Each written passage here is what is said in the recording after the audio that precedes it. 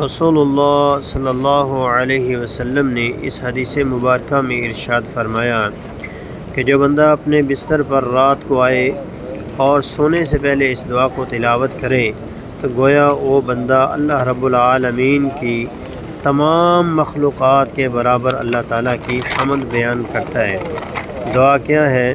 الحمدللہ الذی کفانی وآوانی، الحمدللہ الذی اطعمنی وسقانی، الحمدللہ الذی من علی وافضل، اللہم انی اسألک بعزتک ان تنجینی من النار۔ اس دعا کو یاد کریں اور اس دعا کو اپنے رات کے وظائف کے اندر شامل کریں۔ اللہ رب العالمین کی جتنی بھی مخلوقات ہیں ان کے برابر بندے کی حمد اس کے نامہ اعمال